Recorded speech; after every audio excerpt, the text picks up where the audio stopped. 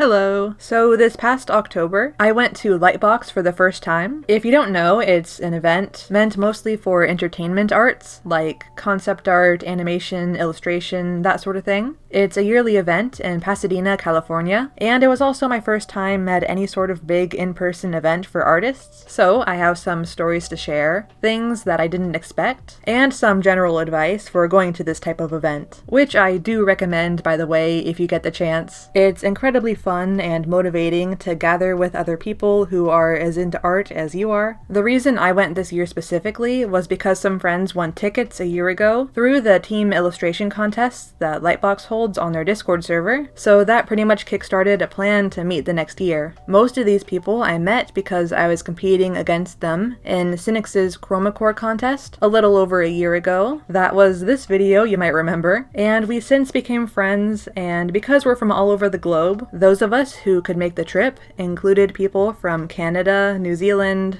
France, Singapore, and various parts of the US. So it was really amazing that some of us could even just be together in the same place. After flying in and checking in at my hotel, I was dropped off on the side of the street to find my people at a pre-LIGHTBOX gathering. I followed the sound of voices and was eventually able to find the group. Cynix arrived there just like a few minutes after I did. It was really cool to see him in person outside of his stream facecam box. He is the reason that I have all of these friends. It was great that he could make the time to come and visit, despite being busy with his firstborn. Honestly though, having just flown in and suddenly meeting all of these people that I've never met in person all at once was a lot to get swept into, but super cool. The first thing that surprised me was how often I was trading and handing out my business cards. I had known other people planned to bring theirs, but I almost didn't bring any myself, thinking that it would just be a waste. But earlier that week before the trip, I decided to spur of the moment quickly design some one night and get them printed the next day. So glad I did. I can't speak to every event of this type. Maybe it isn't as common at other events, but it's fun to swap business cards with people you meet. I had imagined them being something that you would just give to art directors or recruiters or something that you just happen to run into, but they're really more of a way to swap socials with people, to be able to see the work of and reach out to them after the event is over.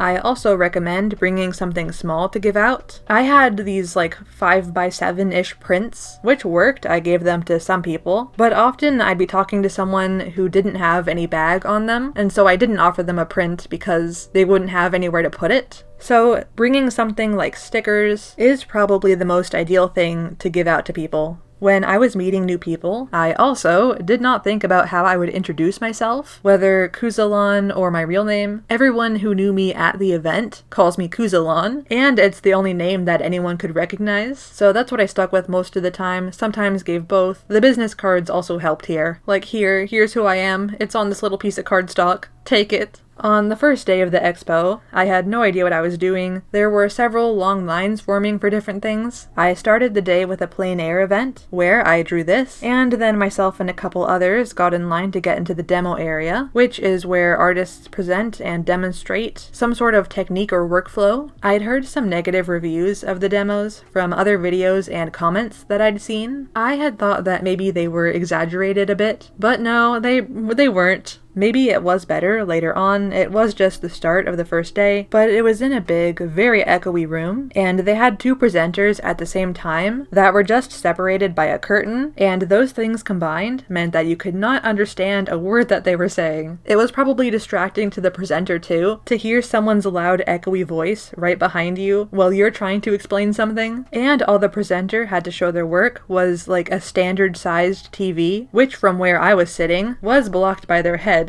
So I didn't get anything out of that, and didn't attempt going to any more demos after that, and just went to panels instead. Again, it might have been better later on, I'm not sure. I ended up liking the big panels in the auditorium the most because they were super easy to get into. There was plenty of seating and you could just show up. I went to ones on things like illustration, character design, and one with recruiters, which I took notes on in my sketchbook because it was really useful information. I didn't want to forget anything. Next to all of my friends' doodles they added after I accidentally left my sketchbook at their Airbnb. I hung out at that Airbnb each day after LIGHTBOX, where most of my friends were staying. It was a very cozy really tight space. Imagine art books scattered on the floor, burnt cookies and a bunch of plastic cups on the table, and every open space being occupied by a person. A fun little space. I was skeptical that like somewhere around 8 to 10 people could share one bathroom without becoming enemies, but I guess they must have made it work. I think they're all still friends. Back on the sketchbook topic, I somehow didn't anticipate how much sketchbook exchanging goes on at events like this. The one I brought had barely anything in it, so there wasn't much for people to look through. It's like, yeah, you can look at it, although I only have 7 pages or so filled out. Gotta work on that more. Whoops. Lesson learned, you should really bring whatever sketchbook you have that is both decently filled and you're most proud of. I also had my portfolio on my iPad, but I never showed that to anyone. The sketchbook was really what mattered. On the second day of Lightbox, a lot of us, being not from California, had never experienced going to In-N-Out, so for lunch we took the bus down there to the nearest one and got the true California fast food experience, eating burgers on a curb by like a dumpster sort of area. I think it was the person who suggested going to In-N-Out that asked an employee for a picture, and they had said something along the lines of,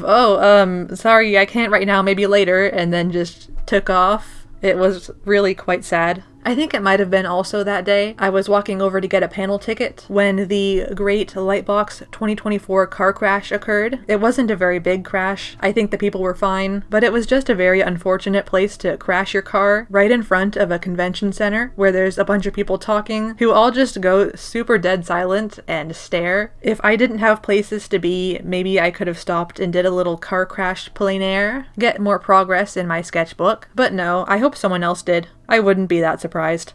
On Sunday, the third and final day, I got some of my friends to come with me to this YouTube panel. I'm trying to convince them to become YouTubers with me by tricking them into thinking that it's all just super fun and not difficult. I don't know if it worked. One fell asleep towards the end, and the panelists were also quite honest about it being hard work that not everyone can manage, but maybe there's still hope. I can keep trying. Oh, and also this day, I got to meet other Paint-A-Thon first and second place teams from the past year. I didn't say anything about this, whoops, but there was the team that won a year ago, and then my team won the most recent one. There was a champions wall that had the pieces of these winners. Maybe you noticed it if you were there. I wanted to point it out to everyone I saw. The team I was on that worked on this was really great. Again, of course, made up of friends from Chromacor. You should go check out their socials and follow them, and tell them Kuzalon sent you. Tell them that I said hi, and that they are so cool. Yep. Do it. For the whole duration of Lightbox, I didn't end up buying anything from the Artist Alley section. It was really cool. The building was pretty huge, there was a lot to see, but it was intimidating, quite loud and crowded, and I didn't know a lot of the artists selling there, so I didn't really have any in mind to buy from or talk to. I pretty much just wandered through and took it all in, which was fun. Next time I'd like to plan ahead more and look into what booths I'd want to check out and maybe actually buy something from. I also, next time, really need to talk to more people I don't know. I would be asked what artists that I hope to see and meet at Lightbox, and I never had a good answer for this. I mean, I went there wanting to see my friends, so I guess my answer was, yeah, I wanted to see those people over there, and there they are. Look at them. Wow. I found them.